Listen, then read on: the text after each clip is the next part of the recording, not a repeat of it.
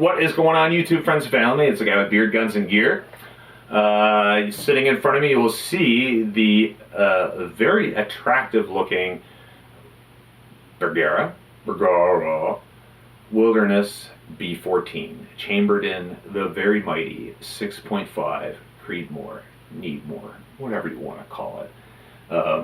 Or as I've seen other people say, the best cartridge in the world. No, I'm not there, but I do like the 6.5.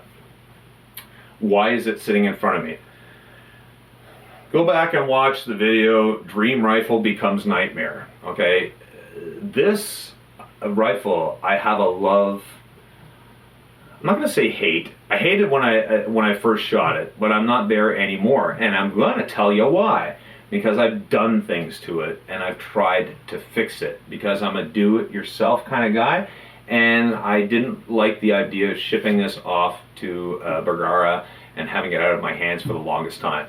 So if you're not familiar with the rifle, it's got Area 419 components, performance pack actually, that's how they sell it. So you get the Picatinny rail for the scope mount, which is very nicely done. You get the mighty Area 419 Hellfire muzzle brake up here, which is way nice. And let me see, what else do you get? Think, dum-dum. No, I think that's about it. I think that's all you get. Oh, Picatinny rail on the bottom. Get rid of those stupid sling swivel studs, which I despise. And there is a mag pull bipod on it. Let me say that the more I'm using this, the more I really like it. There's a little bit of play there. If you're one of those guys that loads up your bipod, it's not going to be an issue at all.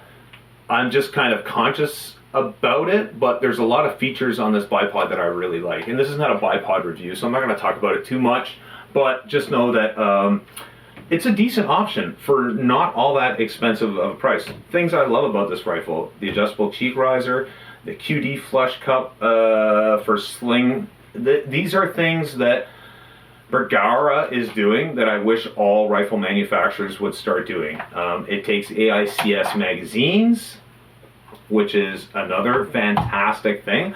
I hate having to buy proprietary mags.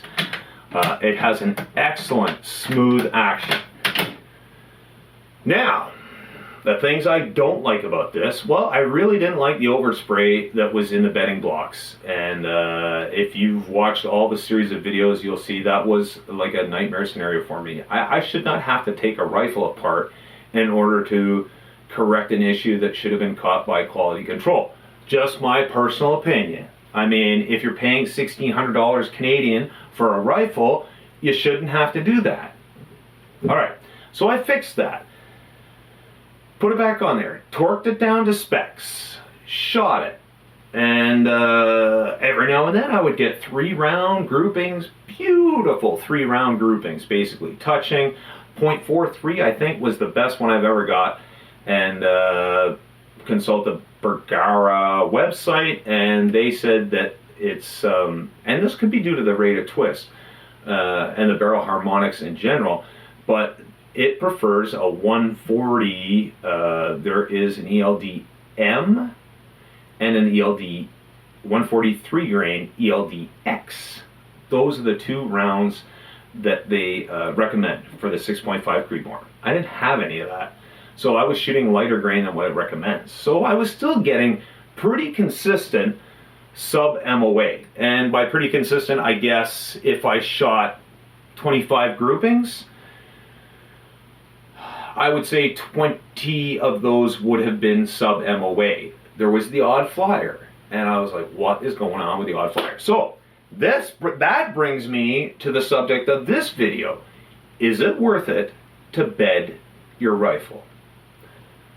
Can a DIY guy take a cheaper rifle, floating barrel or not, that is grouping at, let's say, 2.5 MOA, and turn it into a quasi-precision shooter, 100 meters or so, again limited by whatever optic you're putting on. This one is not fantastic, it's like a 416, but it's decent enough for what this is to do, and that's, you know, I want this thing to be pretty precise at 100 meters. So, should everybody out there that is shooting a rifle, if you bed your rifle, are you going to get more better with a little bedding? And I'm not talking about like doing it, maybe that's what your rifle needs, but what I'm talking about is basically a skim coat. And now how I figured out that this rifle should have a skim coat is when I was examining for the overspray, as per what the inner tubes told me, and I took the barreled action away from the stock and looked inside, there was a lot of powder around the receiver screw area, and as well as the face of where the recoil lug goes into the stock.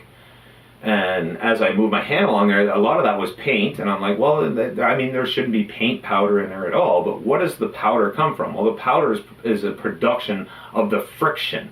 Okay, and where's the friction coming from? Well, the friction is coming because every time I pulled the trigger, or every now and then when I pulled the trigger, it would move a little bit. And when I took, without the screws in, and put the recoil block, the barreled action and the stock together, I could, with my hand, move the barrel back and forth inside of the stock while the recoil lug was in its home. That's not good, okay? So if you have slop in your recoil lug, then a bedding is the thing that you should do. A recoil lug should not have gaps with which it did. That's why it's there. That's the whole purpose of the thing, is to become a mechanical bond between this part and this part. This part is where the explosion happens. Now that energy, because of a lot of physics laws that I'm not smart enough to explain to you, but I'm smart enough in my head at least to know that if I have an explosion and a projectile goes out that way, then there's a force that has to come that way. Now that force is going to come to an abrupt stop, okay, because the stock is holding that. But that energy still needs to go somewhere, okay, and hopefully it gets recoiled into your shoulder, right? But what if some of that recoil is absorbed as the recoil lug moves under friction? Because I mean, there is screws in there. It's not going to like slide back and forth once the receiver screws are in, but it's moving back and forth there. Well, that's going to affect a lot of things, especially your barrel harmonics, and it is going to cause flyers. So we did 2 of these, okay? This is one.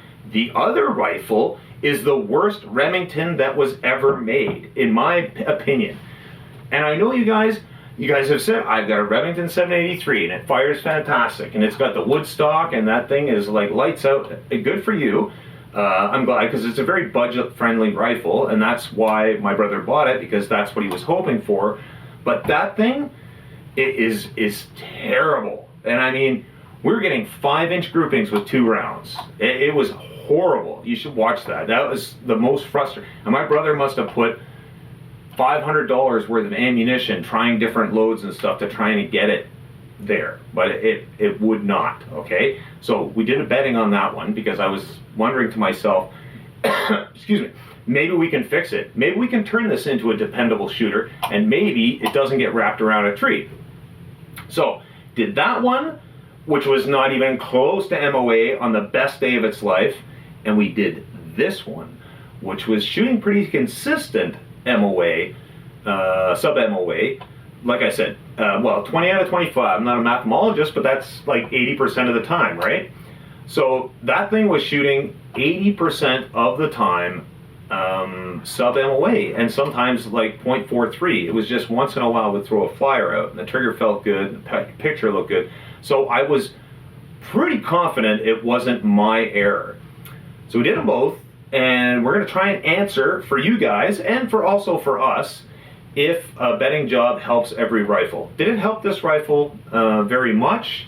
And what did it do to a rifle that was like, I don't even know what the MOA, like 6? Let's call that a 6 MOA Remington 783. Or maybe 783 is what the MOA is. It was terrible. Anyway, and I used to be a Remington fan, so it kind of breaks my heart a little bit to talk about it like that. And I'm sure there's still good Remington rifles out there. In fact, if you can find an older pre-bankruptcy, buy it. Maybe there's good post-bankruptcy Remingtons. I haven't seen one yet, though. Let me know in the comments if you guys have especially the 700, because that was a consideration for me. I was looking to pick up a 700, and now I don't know. Anyway, guys, we're gonna shoot these, not just this one, but the 783, and like hopefully, and then you guys can see the process a little bit, because we've got some pictures and stuff, so we'll throw them up in here if we find that it's successful. I'm thinking it will be. That's my hypothesis, is that a bedding will help every rifle. It will make a sub-MOA, a more consistent sub-MOA, and it'll make a 7.83 MOA rifle, maybe even a 1.5 MOA, which would be a good hunter, right? All right, guys, stay tuned. We'll throw some video in there, and you guys, I mean, I'm not going to tell you what it is, but you guys can make your decision for yourself, and we'll do a sum up at the end.